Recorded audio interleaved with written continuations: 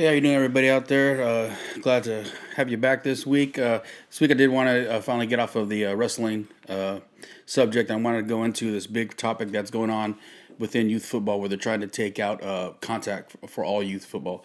A couple of reasons why I think it's we need to reevaluate what's going on, and just a few other things that are normally like always piss me off about what's going on with that stuff. So, first reason that it seems that the biggest topic with any kind of football, mainly with youth is the concussions, and people want to throw all this science at you behind concussions and all this stuff like that, and yeah, there's going to be science that tells you if you get hit in the head, you're probably going to get a concussion. It doesn't take a freaking scientist to tell you that.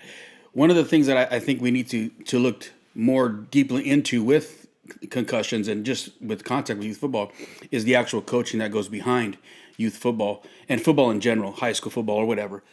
I think that if we would eliminate the poor coaching at a lot of these levels, we would greatly reduce the risk of concussions. And one of the reasons being is a lot of people, when they're at the youth level, these guys are brand new to coaching. It's usually their kids playing, or they maybe played a year of high school and were pretty good, or they played a year of college and they're pretty good. And their main concern isn't safety; it's winning. And when your concern becomes winning, definitely you miss out on a lot of the important things, such as proper tackling, proper running the ball, and just basic safety in football.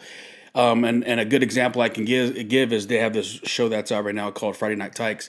And if you watch these guys coach these kids, it's not about safety. It's about winning, and they're just up there and up in arms, cursing and yelling and screaming. This is what we do. This is what we do. I'm like, slow down, bro. It's a freaking scrimmage. Like we have to coach properly so we don't lose this great game of football at the youth level. And I see this all the time, especially at the youth level. And to their credit, I give people credit. Anybody who wants to coach a youth sport, it's hard to do, and you're doing it for free. So I do give those guys credit, but we need to have a stricter, I guess, a certification for coaches. I believe there's not really anything instilled, and I know a lot of leagues are going to say that they have their coaches all got to be certified, but generally, what their certification is as the players are getting weighed in, the coaches go in the back room somewhere, a little classroom somewhere, and they listen to some guy try to sell his camp or tell you about some product they're selling or something like that. And then once you've watched that, he pays the league a certain amount of money, and that's the kind of their what they do. So the league can get money from him, and he can basically sell and advertise his product. And now you're a certified coach. I think there needs to be stricter concussion training, stricter tackling training. And I think every coach should be certified in both. And it's not just something you can take on the internet to say I'm certified and I know how to teach tackling. And one of the things I think that when they do these certification courses, it's the certification is how to tell when there's a concussion, how you can look at a kid and say he's concussed or whatever, but not how to prevent it. And preventing is the biggest thing. I think right now in high school football, the team I coach, they're cutting down our contact to an hour a week, and then you can only do it a half hour a day. So what happens when players aren't allowed to tackle every day is they get so pent up on Friday nights that all they want to do is hit somebody. And they forget that you have to put your head on the certain side of the ball, wrap, and and do what they call the gator roll or rugby tackle, Seahawk tackle, whatever you want to call it.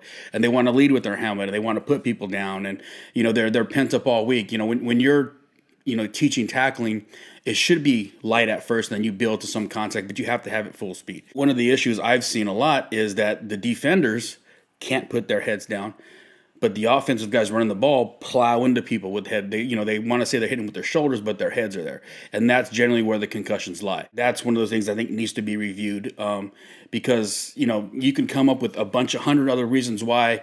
You talk to these league presidents and coaches, and they're going to sit there and tell you, well, we can't do this, and I can't monitor these coaches, and basically like it's not worth the time to monitor your coaches, and if they're bad coaches, you got to get rid of them. If we take away contact at youth football, and this is me trying to be psychoanalyst about it, is what we do is we then preach flag football to kids. Nothing wrong with that. Flag football has its benefits, and it's actually really good. The 7-on-7 stuff's great. But what do you do to the kid who's a lineman And generally, we know the linemen are a little bigger, a little less coordinated. What do you do when they can't cover somebody who's fast? You instill a rule saying, okay, you're a big kid, so you can only cover a big kid. So now you alienate these big kids and make them cover each other, which you're going to bring along some teasing, some bullying, things like that, because everybody's going to pick on the kid who can't, do something, who's different than them. So I think by not having the tackle football, you alienate a lot of kids from doing these contact sports. And then as far as the contact, where do we draw the line? The second highest rate of concussions is in girls soccer. And do we just ban girls soccer? That's not even a contact sport. Do we take away amateur wrestling? Do we take away amateur boxing? Do we take away rugby? Do we what else are we going to take away from our kids? And don't get me wrong, concussions are horrible. It's I've had concussions before. My kids have had concussions before, but me as a parent, I have to do proper parenting and make sure my child isn't going back in until they are ready to go in. And that's another issue we have is, as bad as it is to say, some parents try to live vicariously through their kids, so they make them play when they're not ready, or they avoid taking them to the doctor. I tell my kids, I give a situation this year where we had a kid and he took a big hit and went back in the game, and he was just kind of standing there with a glassy look on his face. And I told my coach, you need to check him out because something's wrong with him. He's not acting normal. We pulled him out and he kept him out the rest of the game. And the next day he was still kind of groggy. And I called his mom and said, hey, you need to take him to the doctor. I think he has concussion.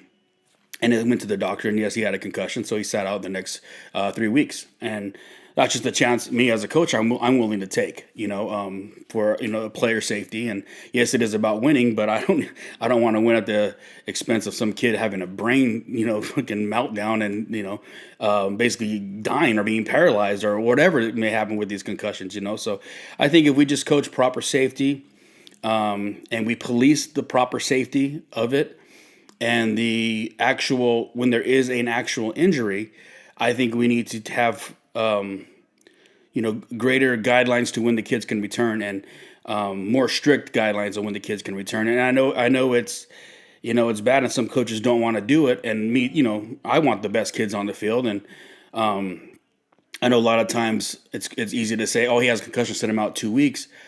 But in order to keep this sport with our kids, I think it's worth it. I mean, if we have to sit 2 of our best players, and you know what, you may take a loss that week. It's just a football game. There's more football to be played.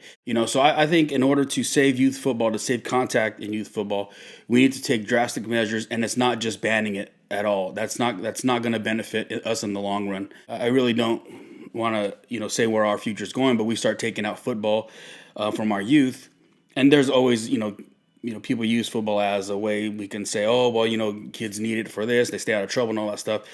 And then you have the extreme people saying, oh, well, they're trying to pussify our nation or whatever. And, you could be, I'm in the middle. I think we coddle our kids a little too much, but when it comes to head injuries, I think we need to be more proactive about it. For me, I think it's a bad idea. We need to revamp it, and we need to make drastic changes, but taking it off and no contact in youth football is too drastic, and it's not going to do nothing for our kids, but alienate the ones who can't do flag football. And that's not the proper way to go. Let me know what you think about that in the comments. Like, subscribe, add me, push me to your friends.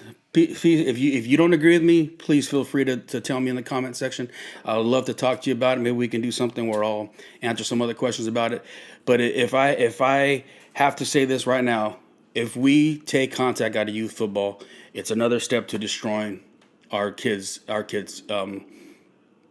from growing up and to be adults, men and women, So let's review it, let's revamp it, and make it worthwhile for everybody, and make it safety and get better coaching.